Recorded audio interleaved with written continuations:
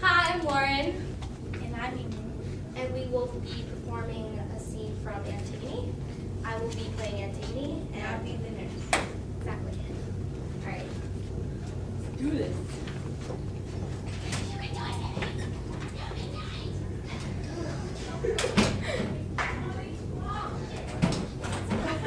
I'm sorry. This is part of the play. Fail. You're gonna edit this out, right? No. Like the middle. Yeah. Jason, sit down.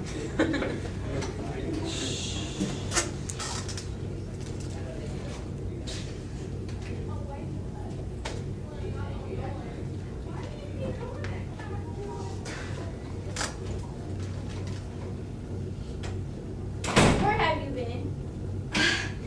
Nowhere. It was beautiful. The whole world was gray when I went out. And now you wouldn't recognize it. It's like a postcard all pink and green and yellow. You'll have to get up earlier, nurse, if you want to see a world without color. I went to your room where I thought you might have flung off your blanket at tonight. Where have you been? The garden was lovely. It was still asleep. Have you ever thought how lovely a garden can be when it's not yet thinking of men? You haven't slept in your bed. I went to the back door and you left it open. The fields were wet. They were waiting for something to happen. The whole world was breathless, waiting. I can't tell you what a roaring noise I seemed to make alone on the road. It bothered me that whatever was waiting wasn't waiting for me. So I took off my sandals and I slipped into a field. You wash your feet before you go to bed, nurse. I'm not going back to bed. Don't be a fool. Get some sleep. Do you think that if a person woke up like this every morning, it would be just as thrilling to be the first girl out of doors? It's okay. You stayed up in the night where I thought you might have flung.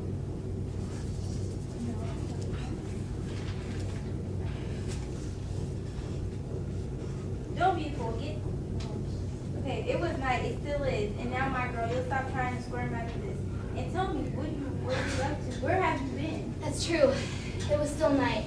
There wasn't a soul out of doors but me who thought it was morning. Isn't that marvelous? To be the first person to wear that it's morning.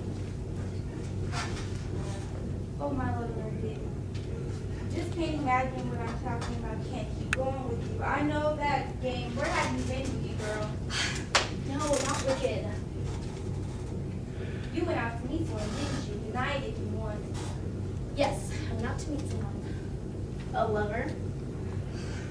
Yes, nurse, yes. The poor dear, I have a lover. That's very nice, isn't it?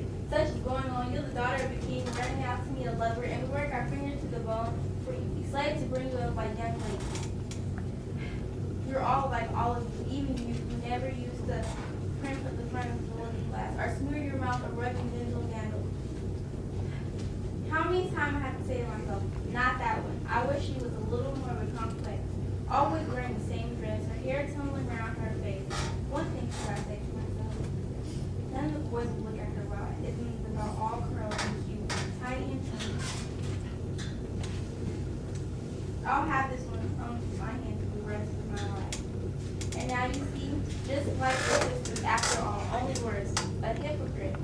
Who is a lady of some little scamp egg? Somebody you can't bring home and show to your family and say, well, this is him, and I'm going to marry him and no other. That's how it is, isn't it? Answer me. That's how it is, yes. Yes, she says.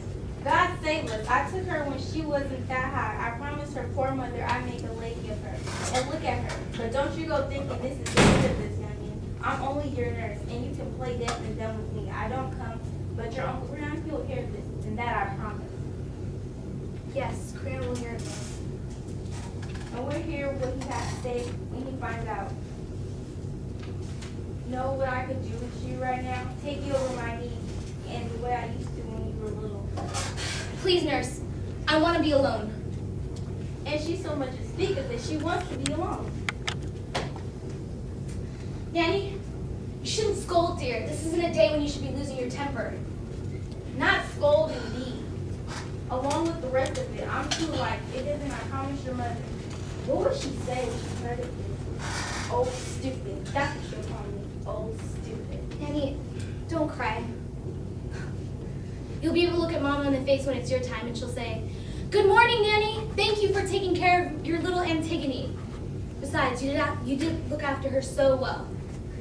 She knows why I went out this morning. Not to meet a lover. No, not to meet a lover. Well, you're a queer way of teasing me, I must say. Not to know when she's teasing me. I must be getting awfully old, that's what it is.